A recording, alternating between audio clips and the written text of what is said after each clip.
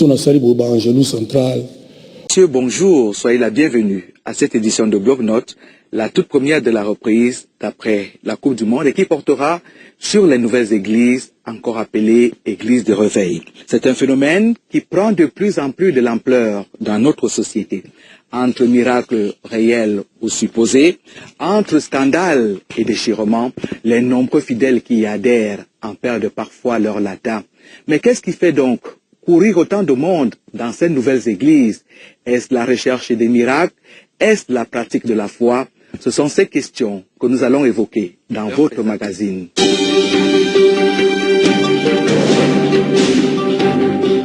Elles attirent de plus en plus de monde, mais elles sont aussi paradoxalement au centre des scandales les plus criards. Elles, ce sont les nouvelles églises, encore appelées églises de réveil, parce qu'elles poussent les fidèles à dépasser les limites de la pratique de la simple foi pour explorer l'univers de l'église des miracles. Mais pour garder la dragée haute, parfois elles versent dans l'irréel, et le retour dans le monde du réel peut être douloureux pour ceux qui y croient fermement. Église et mensonges, c'est le titre de ce premier reportage de Bloc-Notes.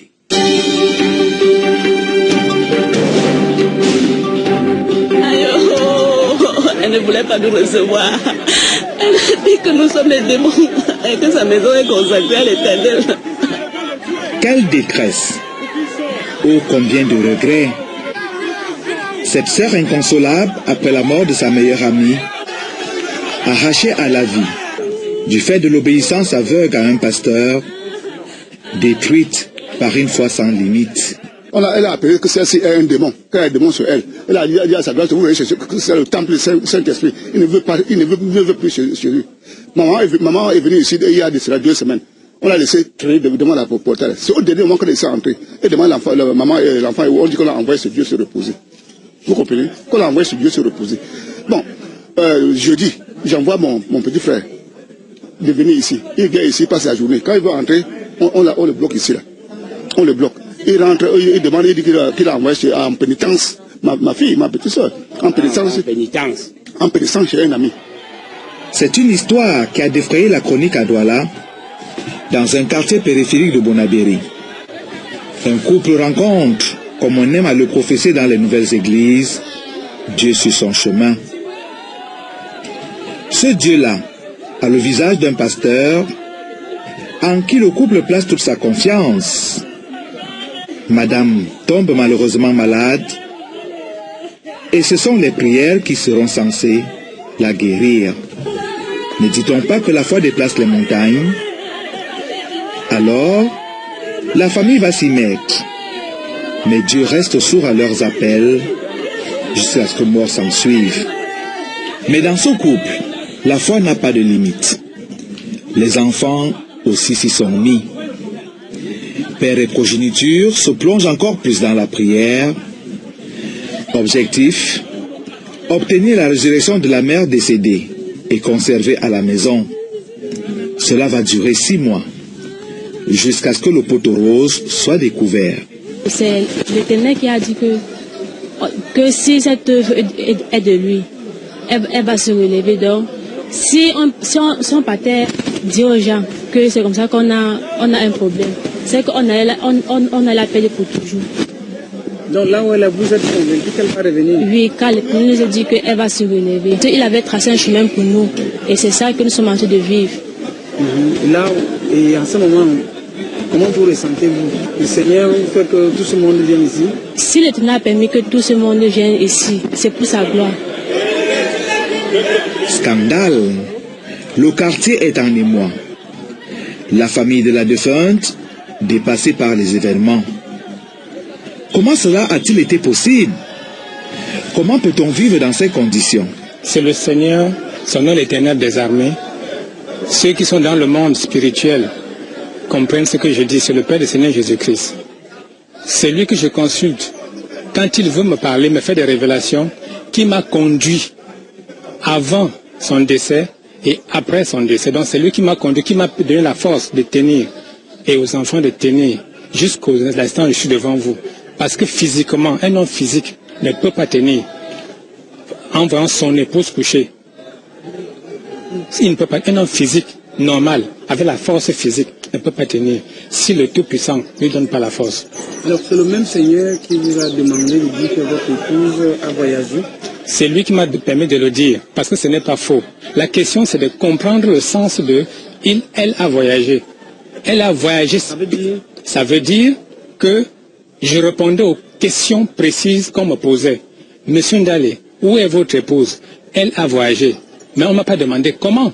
Je leur ai expliqué qu'elle a voyagé spirituellement, c'est-à-dire que un corps est composé de l'esprit et du corps. Donc son esprit n'était plus là. C'est ce que j'appelais par elle est partie, elle est allée se reposer, elle n'est plus là. Désolation. C'est d'autant plus que le mari non éploré n'a aucun regret. Il a le sentiment d'avoir accompli la parole de Dieu après avoir réussi à couper son épouse de sa famille de naissance. Je n'ai aucun regret. Vous voyez, à une question, là, il répond précisément, voyez-vous tiquer. La question, c'est donc de savoir pourquoi je n'ai pas de regret. Pourquoi? Justement, parce que je n'ai pas fait ce que j'ai choisi de faire.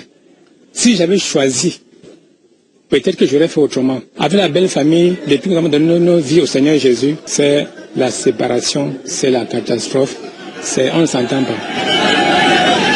Des cas pareils, on en a déjà compté dans la ville de Douala. Il y a environ une dizaine d'années, un grand maître d'un courant de pensée religieuse demandait à ses fidèles du côté de la borne 14 de le garder chez lui après sa mort parce qu'il ressusciterait. Ils ont essayé, mais très vite ont été rattrapés par les odeurs pestilentielles. L'expérience a duré environ une semaine.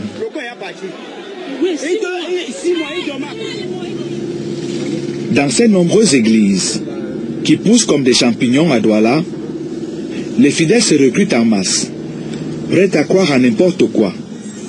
Et parfois, pour ne pas dire de plus en plus, ça se passe mal. Un souvenir un peu douloureux parce qu'il me rappelle le départ d'un être cher. En fait, il s'agit d'une cousine. Et je crois que la famille va rester profondément marquée par cet événement. Elle est donc malade, on sait tous de quoi elle souffre. Une première fois, elle fait une crise assez violente.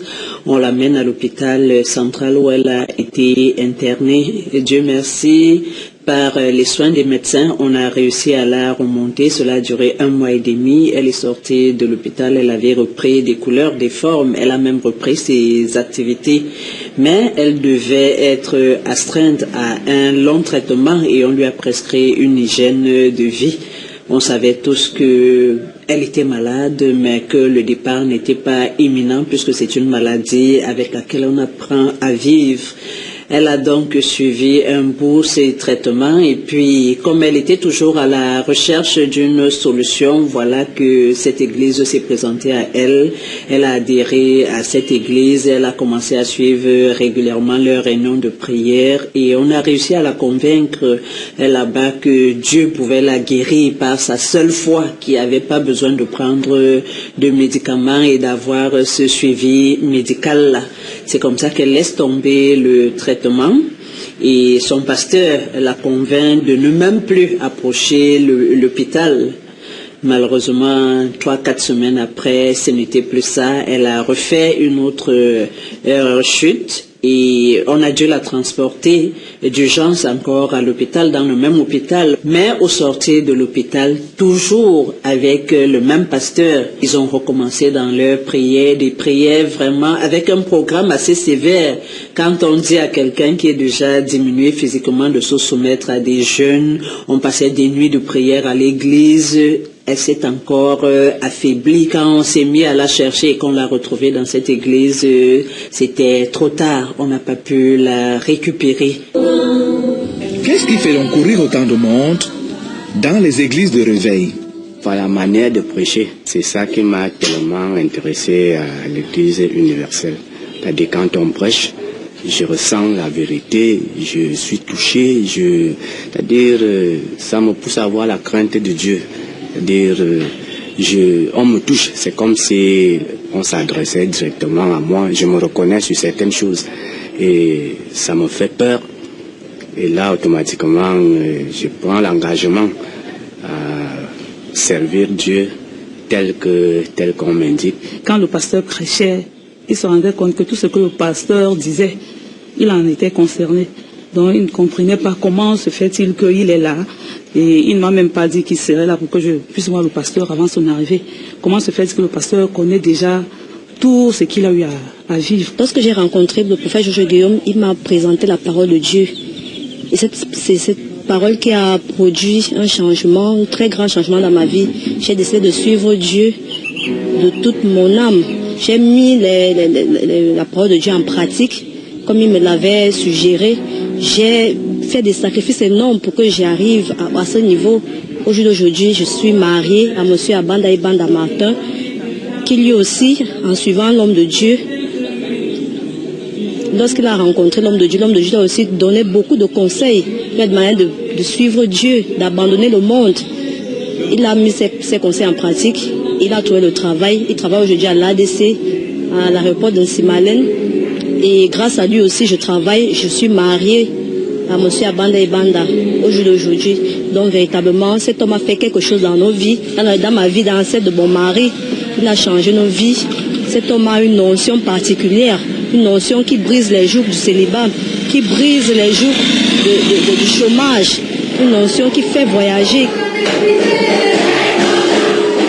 Les gens sont déjà un peu affaiblis au plan économique et même au plan psychologique. C'est-à-dire que quand ces églises-là vous trouvent et que vous êtes empêtrés dans un certain nombre de problèmes, vous avez tendance à vous donner entièrement en pensant que c'est la solution miracle. C'est-à-dire que dès que vous y croyez, vous aurez toutes les solutions. Il y a des gens qui sont seuls, qui recherchent de la compagnie et ils connaissent bien les termes, ces frères et sœurs qui vous envahissent du jour au lendemain, qui prennent la place de votre famille, qui vous font penser que tous ceux qui vous connaissaient avant ne vous veulent que du mal. Il n'y a que qui pensent du bien de vous ou qui vous veulent du bien. C'est un peu cette situation-là, la faiblesse économique, la faiblesse psychologique, les problèmes divers sociaux et familiaux qui favorisent l'ancrage de ces églises-là. Mais il faut dire qu'il y en a aussi pour qui c'est un peu la recherche de la facilité. Pour d'autres encore, c'est la recherche de l'exploit. Dans beaucoup d'esprits faibles, la foi rime nécessairement avec miracle. Et miracle suppose changement drastique et en mieux de son quotidien. Le lundi, on prie pour l'argent, les devis, les trucs que vous faites. Et ça marche? Oui, ça marche. Oui. Pourquoi? Parce que la majorité de mes devis, quand moi je fais un devis, je vais avec mon devis à l'église et je prie. Je dis, bon, Seigneur, voilà un devis, voilà un travail. Bon, je voudrais la bénédiction bénir ce travail. Faire en sorte que je puisse réaliser ce travail. Et depuis, moi, je n'ai jamais eu l'échec. Bon, peut-être le devis peut retarder, mais après un temps, la personne m'appelle, me dit, bon, voilà, c'est comme ça, c'est comme ça, c'est comme ça. Je commence à faire mon travail. Quand je voyage, j'ai dit au revoir au pasteur. J'ai dit, bon, il faut prier pour moi. Je dois être en déplacement, je dois aller faire ce travail. Bon, on vit comme ça, on forme déjà une famille. La vie à elle seule, c'est déjà un miracle. On ne sait pas ce qu'on fait le matin après une nuit de sommeil où pratiquement on était inconscient pour se réveiller. C'est déjà un miracle. Si maintenant des gens attendent, je ne sais pas, des tremblements de terre, que tu n'ailles pas à l'école, par exemple, tu as le niveau du CP et que tu ailles te présenter à un concours, un niveau licence pour passer, si tu appelles ça miracle, je dis une fois encore qu'on est en train de dévoyer les Saintes Écritures. Jésus lui-même a travaillé de ses mains. On sait qu'il était le fils du charpentier. Il a travaillé de ses mains. Il aurait pu rester assis en disant que Dieu lui envoie la manne du ciel. On l'a vu lui-même refuser de manger de cette nourriture-là qu'il estimait qu'elle n'était pas pure. Parce qu'il fallait travailler de ses mains. Il y a des miracles, certes, et je dis le miracle, c'est même dans les plus petits détails de la vie. Personne ne peut dire pourquoi il respire, pourquoi il est en vie plutôt qu'un autre. Mais il ne faut pas qu'à tout prix, on aille à la religion pour chercher ces miracles-là. Et même, Il faut avoir la foi, il faut être en communion avec son Dieu. Ils sont nombreux, les pasteurs qui appuient sur ce levier. Ils savent que c'est le meilleur appât pour attraper des âmes perdues. Je crois à la puissance de Dieu, à la manifestation de la puissance de Dieu, que la puissance de Dieu guérit, mais ce n'est pas à moi de rendre mon propre témoignage. Vous allez balader votre micro auprès de mes fidèles, auprès de ceux-là qui m'entourent. Dans cette église de réveil de Douala, ce jour est consacré à la prière de libération des âmes. Entre l'homme de Dieu ou le prophète, ça dépend du pouvoir supposé du pasteur, le combat visiblement est rude.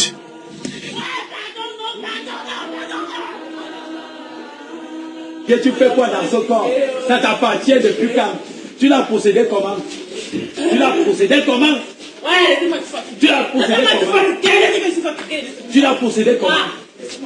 Tu l'as possédé comment? Je te commande de parler au nom de Dieu.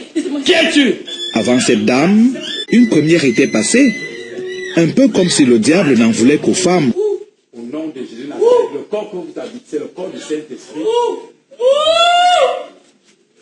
C'est le corps du Saint-Esprit, au nom de Jésus Nazareth, Seigneur. Et je parle tout ce corps. Le feu qui a consumé ce don nous avons, Seigneur. Libérez ce corps au nom de Jésus Nazareth. Le feu du Saint-Esprit, partez au nom de Jésus Nazareth.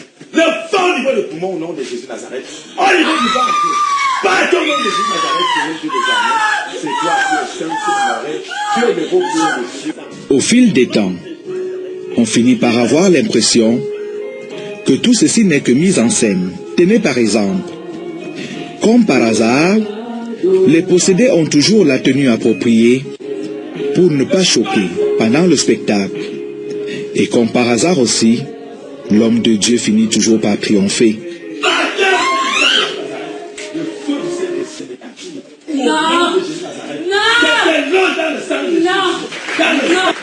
Si la démonstration en convainc plus d'un, d'autres par contre restent sceptiques.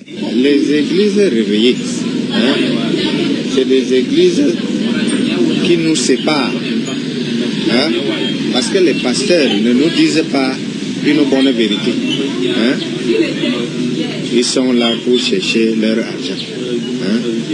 Ils nous séparent de nos femmes, de nos familles et tout et tout et tout. Si ce n'est que moi, de mon avis, on devait faire disparaître ces églises. Les églises réveillées aujourd'hui nous montrent beaucoup de choses qui ne sont pas dans les normes.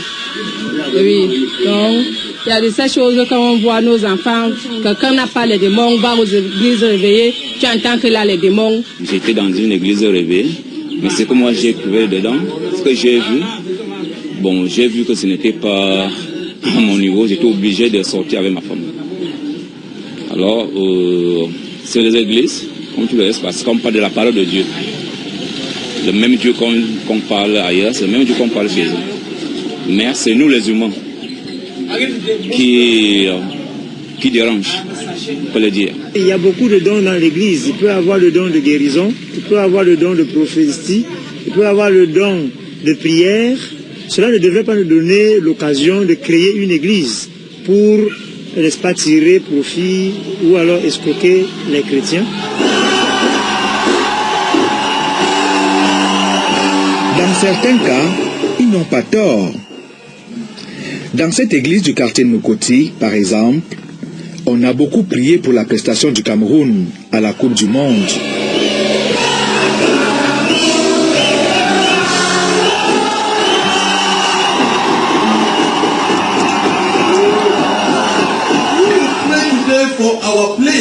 Nous allons prier aujourd'hui pour nos joueurs. Que Dieu leur accorde sa faveur. J'ai eu un désir dans mon cœur pour prier pour l'équipe camerounaise, l'équipe africaine, parce que moi j'ai vu que le Camerounais a le talent pour jouer très bien. Tout ce qu'il a besoin maintenant, c'est notre prière. Et je connais que si on prie pour le lion, il va partir, il sera loin. Oui. Le pasteur était plutôt confiant.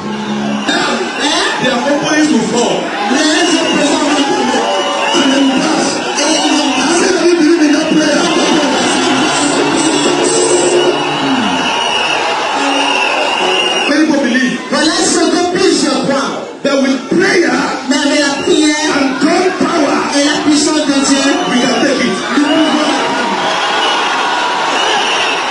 Ici, tout le monde aurait juré que le Cameroun dépasserait nécessairement le cap des quarts de finale.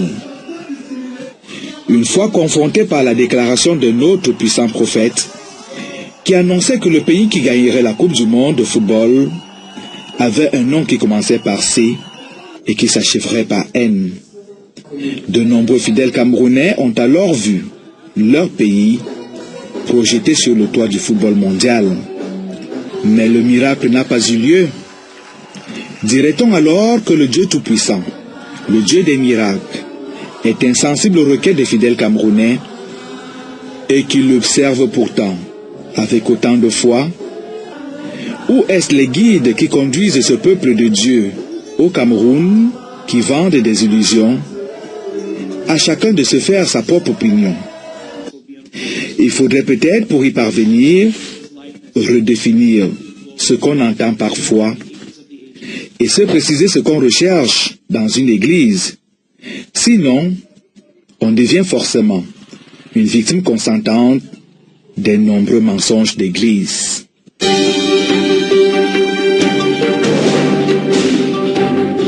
Pour en savoir un peu plus, mesdames, messieurs, sur les origines et les conséquences de cette religion spectacle qui est en train de se développer aujourd'hui, nous recevons sur ce plateau le pasteur Simon Pierre Ngomo, le modérateur de l'église presbytérienne réformée du Cameroun. Bonjour, pasteur, et surtout, merci d'avoir répondu présent à notre invitation. Bonjour. Observez ce qui se passe autour de vous, des églises que vous espérez rassembler aujourd'hui. On constate que l'argent est énormément au centre des préoccupations.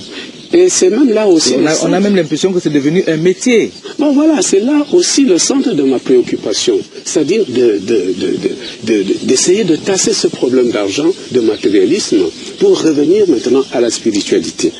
Pourquoi? Parce que vous savez que la crise économique engendre aussi d'autres crises, parmi lesquelles la crise spirituelle, la crise morale. Vous voyez que lorsqu'on est pauvre, hein, même si vous êtes un leader, mais si vous êtes pauvre, même si vous êtes sage, si vous êtes pauvre, on ne pourra pas vous écouter. Donc il faudrait maintenant ramener toutes ces églises à la vraie voie, la voie de la spiritualité. C'est ça que Jésus nous a dit. Est-ce que vous avez l'impression que les gens qui ont pris l'habitude d'être considérés, parce que quand vous êtes quand même le patron de l'église, vous êtes le patron de l'église. Est-ce que vous avez l'impression que les gens donc, qui ont eu l'habitude d'être considérés comme les patrons de leur église, qui ont bâti leur église, qui ont réussi à mobiliser des âmes perdues ou des âmes en détresse, et qui ont quand même acquis une certaine aisance, sont prêts à abandonner tout cela pour revenir dans les canons que vous sollicitez? Nous ne voulons pas parler de la pauvreté, mais nous voulons tout simplement parler de l'humilité. C'est ça le vrai problème. Quand on est patron, quand on a de l'argent, quand on a ceci, cela, mais c'est Dieu qui donne, c'est Dieu qui enrichit. Il faudrait que ce soit Dieu qui nous enrichisse. Mais le problème est là, c'est que, est-ce que malgré tout cet argent-là, est-ce que nous sommes encore en droite ligne avec la spiritualité? C'est ça le problème. Vous savez que quand on est riche, peut-être un nouveau riche, alors, il y a un peu d'orgueil et on ne voudrait même plus écouter.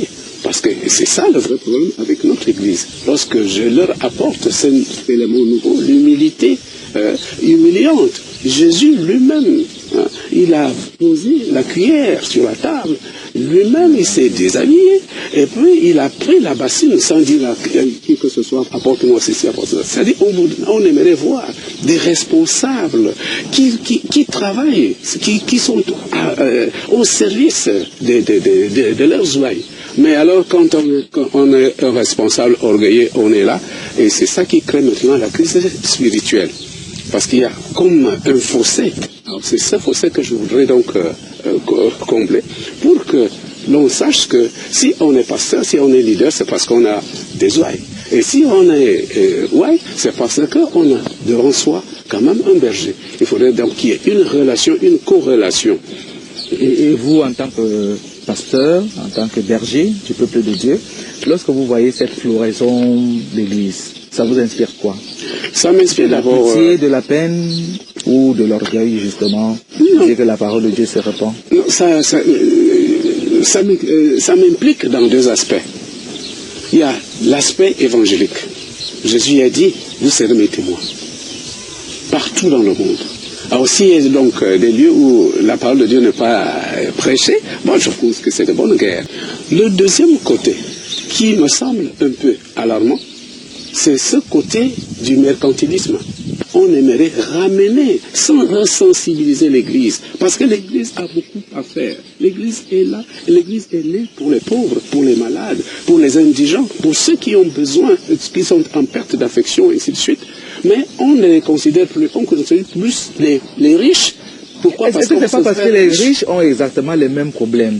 Ils sont malades, ils ont des besoins qui sont peut-être pas des besoins matériels primaires comme la nourriture, la santé, enfin des médicaments, le logement, mais ils ont d'autres types de problèmes. Oui, bien sûr. Ils veulent gravir les marches mais bien sûr, je voudrais bien qu'on s'occupe des riches, mais il faut aussi s'occuper des Est-ce que c'est pas une image? C'est pas une image, cette pauvreté dont on parle? Non. Dieu n'a pas créé de pauvreté. La pauvreté, c'est le contraire de la richesse. Dieu a créé l'homme riche.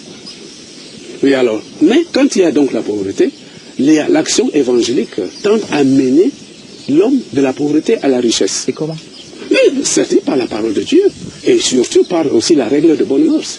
Vous ne pouvez pas dire que vous êtes riche, au lieu donc de venir en aide aux pauvres, mais vous les écrasez. Là, c'est pas ça. Ça c'est justement là le problème. Révérend, est-ce que les gens sont souvent venus vous voir pour vous dire je veux avoir de l'argent, je veux devenir riche, je sais pas, est-ce que vous avez prié pour eux? Moi je pense que l'homme a un vecteur autonomé vers le bonum, le summum bonum, je vais dire. C'est-à-dire vers le bien-être suprême, qui ne voudrait pas être riche.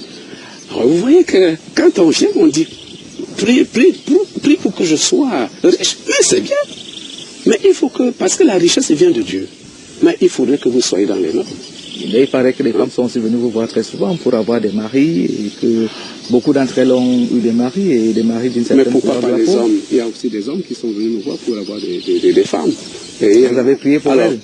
Bien sûr, puisque on prie pour n'importe quel problème. Lorsque vous êtes en carence de quelque chose, il faut prier Dieu, mais dans les normes, c'est-à-dire en croyant en Jésus-Christ. Et Jésus-Christ prône l'amour.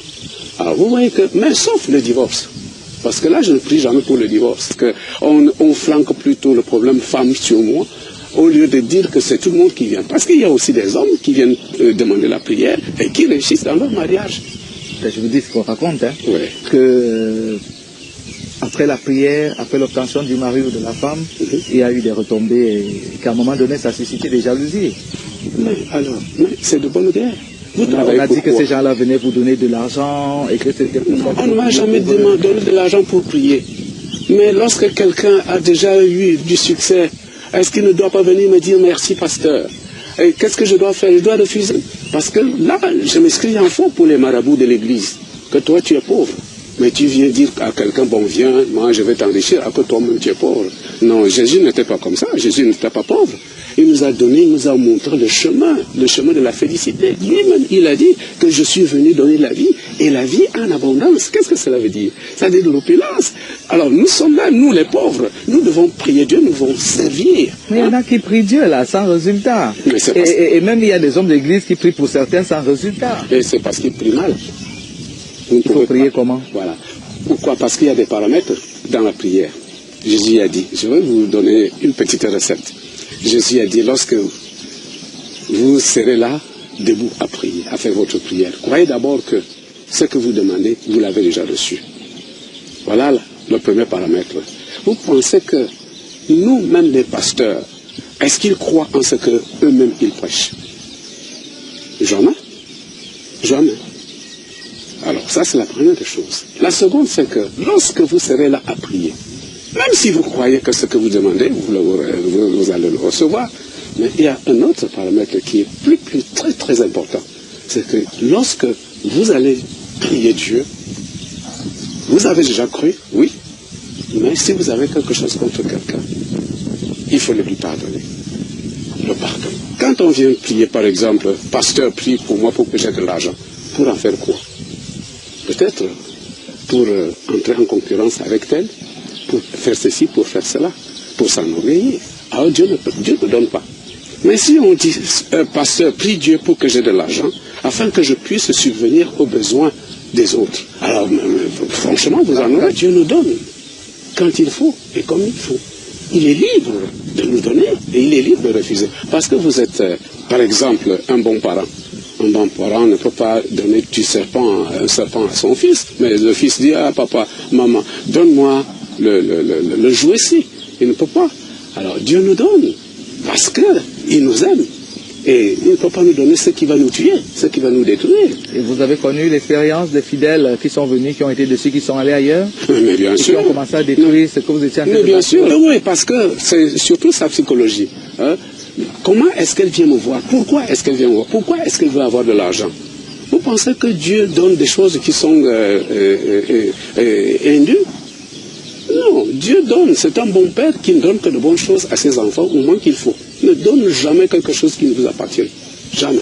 Il va vous donner tout ce qu'il vous faut et au moment qu'il faut. Alors c'est ça. Donc, je ne suis pas Dieu, mais je l'invoque. Il vient et il agit. Il te donne ou il ne te donne pas parce que c'est lui qui sonde les cœurs des gens. Il sait que ce que tu demandes là, c'est un serpent. Ou bien ce que tu me demandes, ce que tu demandes là, bon, je vais te le donner, c'est pour ma gloire, parce que Dieu voudrait que tout ce qu'il nous donne, que nous l'obtenions dans sa gloire, c'est-à-dire dans le témoignage. Et cette floraison d'église dont on parlait tout à l'heure, là, est-ce que vous ne pensez pas qu'elle tient au fait que les chrétiens sont en quête permanente de quelque chose qu'ils n'obtiennent pas? Bien sûr. Ils font la ronde des églises, même jusqu'à devenir des hindouistes, ils deviennent toutes sortes de choses. Ouais. L'homme a besoin de la paix, c'est-à-dire la tranquillité. Lorsqu'il a des biens, il a besoin de cela. Mais il y a une chose, c'est que lorsque l'homme a besoin de la paix, il y a des paramètres qui empêchent sa vie. La paix, c'est quoi? C'est l'équilibre des valeurs. Alors vous voyez que quand l'homme est déséquilibré, il peut chercher à faire du mal, il peut chercher à faire ça, mais quand il est équilibré, quand il a tout, il est bien. Qu'est-ce que Jésus a dit? Heureux ceux qui procurent la paix, car ils seront appelés enfants de Dieu. Lorsque dans des églises classiques, ou dans d'autres églises, même celles-là, les pentecôtistes, les églises de réveil et tout ça, est-ce qu'il y a la paix là-dedans? Et comment est-ce qu'on peut procurer la paix que l'on n'a pas? Et c'est ça le problème. Alors ce sont ces guerres, ces guerres intestines, ces conflits interminables qui font que la foi baisse et les gens n'ont plus besoin, ne reçoivent plus les dons de Dieu. Pasteur, des femmes qui n'arrivaient pas à accoucher, qui accouchent, des gens qui étaient malades depuis des années, qui se relèvent. Quel est le regard que vous portez sur tout ça? Vous y croyez ou vous croyez que c'est de la mise en scène? Ce n'est pas des mises en scène. Ça peut être des mises en scène. Mais je crois d'abord au miracle. Je crois au Dieu du miracle. Parce que ça ne vient pas de moi. Ça vient de Jésus. Lui-même, il a dit, allez, prêchez la bonne nouvelle à toute la créature. Et voici les signes qui accompagneront ceux qui auront cru. En mon nom, ils chasseront les démons. Je crois en ça. À mon nom, ils parleront de nouvelles langues. Par exemple, si lorsque je vais ou en Inde ou bien au Japon, je parle quelle langue? Je n'ai jamais appris ni l'hindou ni le japonais. Mais je parle. Et puis, les gens comprennent cela dans leur propre langue maternelle. Mais on saurait se séparer, révérend, sans que je n'évoque avec vous, ces questions qui se posent avec acuité dans les églises, où les pasteurs, les hommes de Dieu, parfois même des prêtres aussi, séparent les familles. En disant, si ton mari n'a pas cru, c'est qu'il est possédé par le démon. Si ta femme n'a pas cru, c'est qu'elle est une possédée, elle est avec le diable, elle n'est pas avec toi. Le pasteur a été consacré, a été recruté pourquoi? C'est-à-dire pour réconcilier le peuple de Dieu. Tous ceux qui me connaissent, ils savent que mon action évangélique, c'est d'abord de réconcilier. Et c'est la raison pour laquelle il y a même aussi cette croisade. Au lieu de nous éterniser par de petites luttes, machin, réunissons-nous, réconcilions-nous et prions Dieu pour le monde. Le monde a plein de défis. Et c'est ça. Donc, moi, je m'inscris en faux pour ce pasteur ou ce prêtre ou ce leader religieux qui entre chez quelqu'un et qui apporte plutôt la division et des haines. Alors, nous sommes là où l'on nous ouvre les portes, que nous disions d'abord que la paix soit. Mais le problème, c'est que comment est-ce que nous pouvons donner la paix que nous n'avons pas? Chez vous-même, il y a un pasteur avec ses frères, ils ne s'entendent pas. Les pasteurs entre eux ne s'entendent pas au consistoire. Et lorsque les prêtres lisent la messe, il y a des gestes. Vous pouvez aller voir tel prêtre et il dit non, l'autre n'est pas ceci, l'autre n'est pas cela. Comment est-ce que nous pouvons donc donner cette paix-là? C'est parce que nous n'avons pas. Hein? Nous avons cette paix, mais que nous n'avons pas. Elle est tout simplement utopique. Et comment faire pour l'acquérir? Il faut croire en Jésus-Christ. Il faut d'abord se considérer comme étant un serviteur du Seigneur. C'est ça. Là, c'est parce que quand on dit que, quand on se sous-estime même, alors on a plutôt besoin de l'argent. Il faut voir. Lorsqu'ils viennent là, est-ce qu'ils viennent pour rien? Ils ont... Comme je ne suis pas pasteur, je ne sais pas pourquoi. Alors, moi je vous dis que viens chez moi, c'est parce qu'après la prière, alors on va quand même faire quelque chose sous la table. Mais moi, je me suis en fou pour ces comportements. Jésus nous a dit que là où nous allons entrer, que nous disions que la paix y soit. Voilà.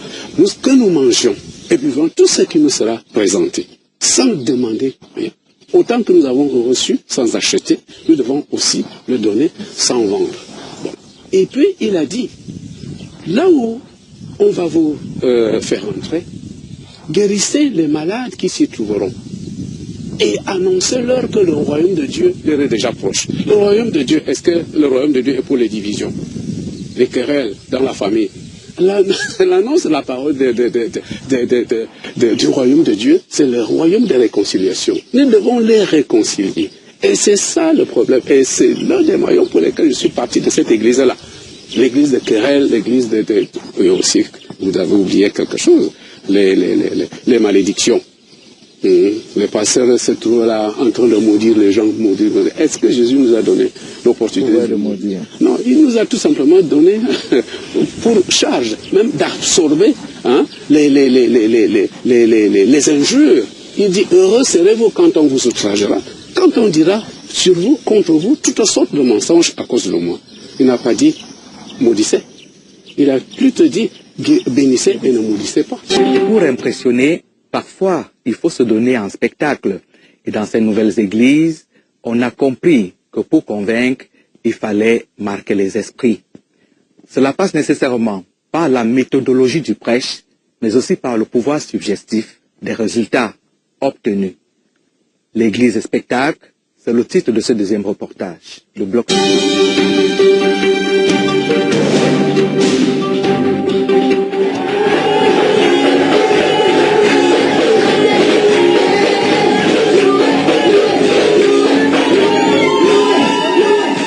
On se croirait dans une salle de fête. Et pourtant, nous sommes bel et bien dans une église. Un dimanche, jour de louange, a-t-on décrété ici.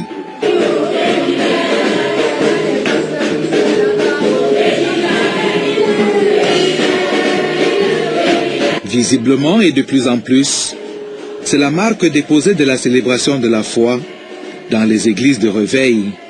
Donc ils font la concurrence avec les bars. J'aime pas les églises réveil parce qu'ils font trop de bruit.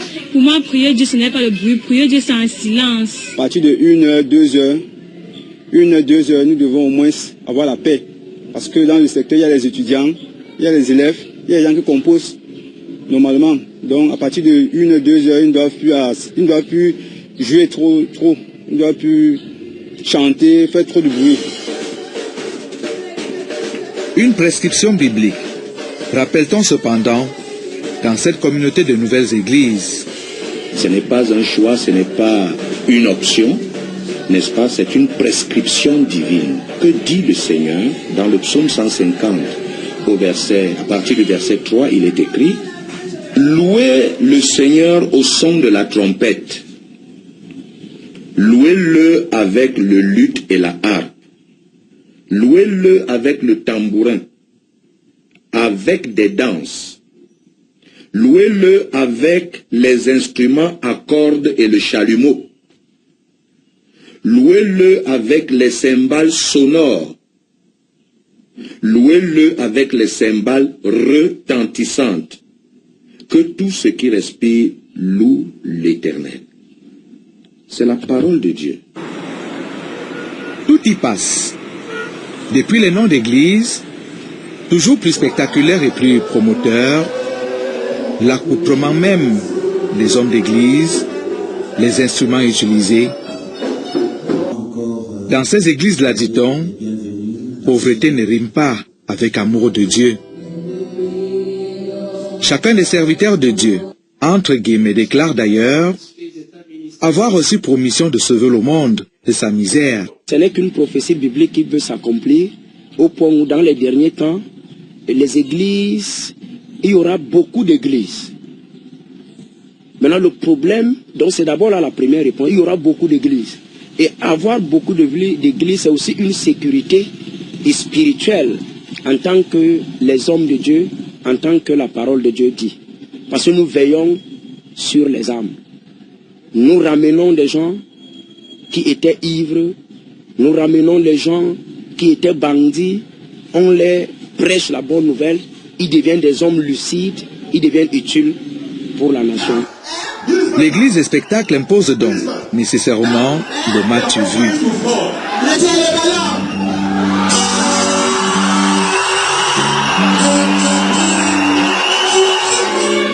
Si les missions commencent régulièrement dans des cabanes ordinaires, des maisons de quartier, elles sont très vite remplacées par des bâtiments cossus qui respirent la santé économique et financière.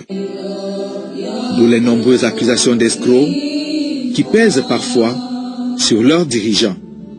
J'ai eu un oncle déjà que grâce à l'église, son mari s'est séparé. Pourquoi? Parce que sa femme déjà elle est entrée à l'église et le pasteur a demandé les dons quoi.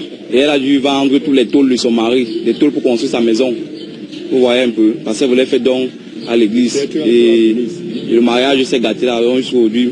Avant elle était dans l'église, mais quand on parlait des dons, la femme vendait les tôles, elle prenait les sacs de ciment pour construire sa maison et donnait au prêtre. Et mon oncle là, lui, n'a pas pu digérer ça. Donc il s'est donc séparé avec sa femme. Et la femme elle est restée à l'église. Ça a dit que c'est don par terre du ciel. Voilà. Donc ces dons là, c'est Dieu qui devait les récupérer. Quand déjà tu as peut-être une femme qui s'intègre à l'église de veiller, c'est-à-dire c'est que ton foyer est abattu. Pourquoi? Parce que elle viendra te dire comment son pasteur lui a dit que ton mari a le bois, ton mari c'est ceci, les mauvais esprits et tout et tout. Bon, pour moi ces églises ne devraient même pas exister. Parce qu'ils sont là pour nous détruire. Tu te rends compte que parce que tu as une femme qui est dans les églises de veiller, elle se délaisse, elle ne parvient plus à s'occuper de sa propre famille, de son foyer. Je crois en certains. Mais certains sont vraiment des pickpockets. Ces églises ont leur morceau choisi de la Bible, je vais les appeler ainsi. C'est-à-dire que dans toute la Bible, ils choisissent des passages précis sur lesquels ils insistent. C'est comme sur la dîme. Là-bas, je crois que la loi de l'amour vient même après celle de la dîme. La première loi qu'on vous enseigne généralement dans ces églises-là, c'est la dîme. Il faut donner le 10e de vos revenus. Il faut les déclarer. Il faut les donner. Et parfois, on voit bien que c'est pas des revenus tout à fait purs. On oublie même de vous dire que il faut donner par amour de Dieu. Ce n'est pas par contrainte, ce n'est pas pour la recherche d'un certain gain. Donc certains donnent en se disant peut-être c'est une cotisation. Si je donne 10%, Dieu va multiplier et il va me donner ceci. De même pour les pasteurs, ça leur fait quand même beaucoup d'argent parce que quand vous avez un droit de regard sur les revenus des gens et que vous pouvez y prélever 10%, c'est quand même assez considérable. Mais le discours n'est pas le même. Au sein de la communauté des fidèles, des églises de réveil, ils sont légion ceux qui croient avoir trouvé là-bas leur voie et qui seraient prêts à tout donner, y compris leur vie et leur fortune, pour que l'œuvre de Dieu se perpétue. J'avais tous les titres que j'avais, mais je n'avais pas le bonheur parce que depuis l'enfance, j'ai cherché l'enfant et j'ai eu à quitter des foyers parce que ce fruit m'a manqué. Quand j'ai connu le prophète, on s'est mis ensemble dans la prière. Il m'a dit que Dieu lui a parlé, que ce que je demande, il va me le donner parce que j'ai la foi. Au début, j'avais un doute. Des années et des années, j'avais un doute. Et il me disait, on me dit que tu as le doute pris. Un beau matin, il revient en tribu, il me dit, parfaite, le Seigneur te demande d'aller à l'hôpital, chercher les Chinois parce que ils vont te délivrer et continuer avec les prières. J'ai subi 2 opérations écart de 10 jours à l'hôpital général. 8 mois après, juste quand j'ai encore connu le fruit, voici le témoignage vivant qui est là, qui a déjà 3 ans et demi en ce moment, dont les miracles existent, mais les miracles viennent avec la foi en Jésus-Christ et la pratique les commandements de Dieu. Il faut les mettre en pratique, il ne faut pas les réciter. J'ai été persécutée par ma propre famille. J'ai eu des révélations envers ma famille où on venait me faire des attaques en plein jour en même temps. Mais je rends vraiment grâce au Seigneur de tout cela parce que vraiment le Seigneur vit et il est merveilleux pour nous tous. Là où vous voyez là, j'avais une grossesse spirituelle, personne ne pouvait imaginer. Moi-même présentement, je ne pouvais jamais me rendre compte que j'avais cela en moi. Mais aujourd'hui, je suis libre et mon corps respire. Merci Seigneur et merci pour notre Père. Notre Père, le révérend, nous le disons merci pour tout ce travail et nous sommes aussi en train de le soutenir pour son travail.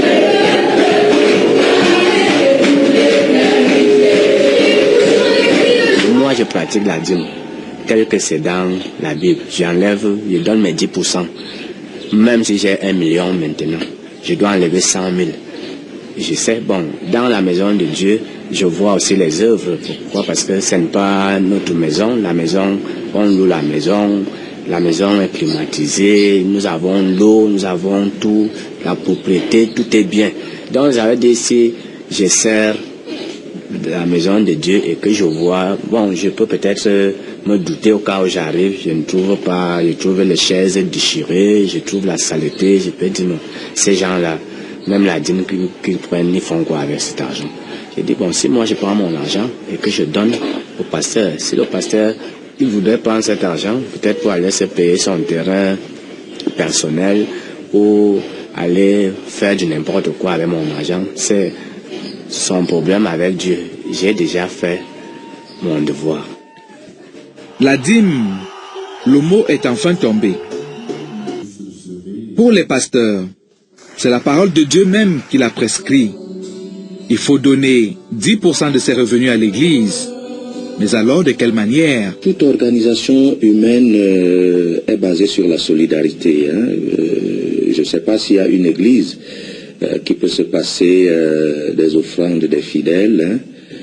Ce sont les contributions des membres, les apports volontaires des uns et des autres pour faire avancer l'œuvre de Dieu. Aucune œuvre humaine, qu'elle soit spirituelle, qu'elle soit sociale, qu'elle soit politique ou que sais-je encore, ne peut fonctionner sans le concours des uns et des autres dans tous les domaines, y compris le domaine financier. Si tu es un serviteur qui vit dans la volonté de Dieu, Dieu va s'occuper de toi. C'est Dieu qui a nourri Élie dans le désert à travers les corbeaux. Il n'a pas changé. C'est Dieu qui a multiplié les pas de farine et l'huile dans la cuche de la veuve de Séréta. Nous pensons que l'homme de Dieu et qui est intègre, vous savez, l'intégrité, c'est une attitude qui plaît à Dieu, qui est fidèle, qui fait la volonté de Dieu. Je vous dis, il n'a pas besoin d'escroquer, il n'a pas besoin de détourner, il n'a pas besoin de prêcher, de détourner l'évangile, etc.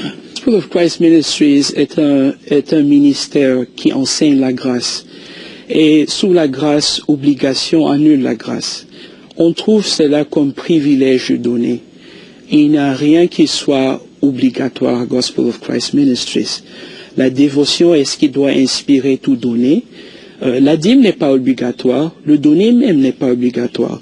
C'est la joie de chaque fidèle qui a été touché par le message et qui a pu reconnaître les fruits de la transformation dans leur vie que par reconnaissance envers Dieu et comme un acte de foi et d'adoration, ils apportent ce qu'ils considèrent comme leur contribution. Et chacun a sa capacité à contribuer selon les conditions dans lesquelles il se trouve. Mais on constate malheureusement que grâce à cette dîme, certains pasteurs véreux s'enrichissent, alors que les familles des fidèles s'appauvrissent et se divisent. Ce qui jette l'opprobre sur l'ensemble de cette nouvelle Église et soulève des interrogations. Dieu nous appelle pas pour diviser les familles, mais pour unir les familles. Concernant la sémence d'Abraham, Dieu avait dit qu'en Christ et par lui, toutes les familles de la terre seront bénies. Donc pour nous, l'unité de la famille, la réconciliation, l'intégrité de toute relation établie par Dieu, notamment celle de la famille, est notre priorité.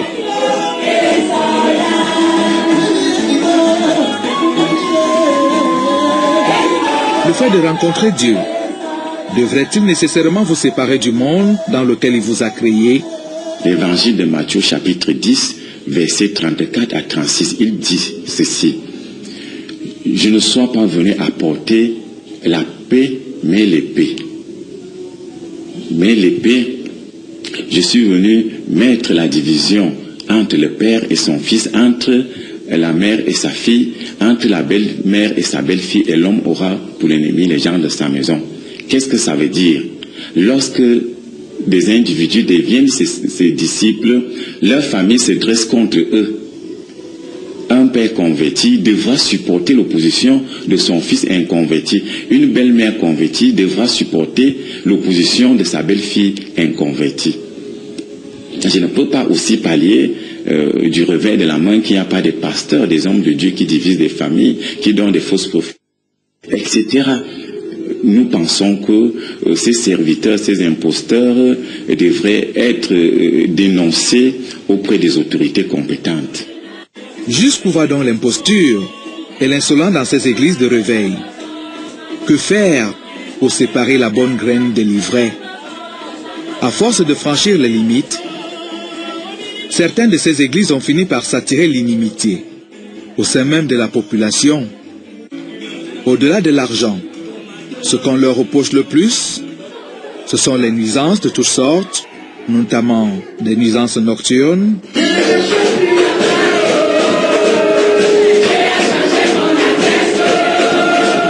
c'est aussi et surtout les divisions dans les familles, le chaos dans le monde. Et pourtant, quand on regarde le flux de gens qui y ont recours, cela interpelle. Autant de personnes peuvent-elles devenir subitement folles? Que recherchent les fidèles dans les églises de réveil? Qu'est-ce qu'ils y trouvent? Ces questions suscitent encore et toujours de plus en plus des passions. Le temps est peut-être venu d'organiser ce monde nouveau pour le protéger des prédateurs qui le menacent. Et c'est ici que prend fin cette édition de Bloc-Notes qui portait sur les églises de réveil ou les nouvelles églises, si vous voulez. Mesdames, Messieurs, vous en savez certainement autant que nous sur ce qui attire les gens dans ce monde nouveau. La recherche du miracle, la volonté de mettre fin à la pénibilité de sa vie. En tout cas, la foi est une question personnelle. Mais bien qu'étant une question personnelle, l'Église reste une institution qu'il faut organiser sous peine de se retrouver face à des situations parfois ingérables. Merci d'avoir été des nôtres. Je vous retrouve très prochainement pour une autre édition de Bloc.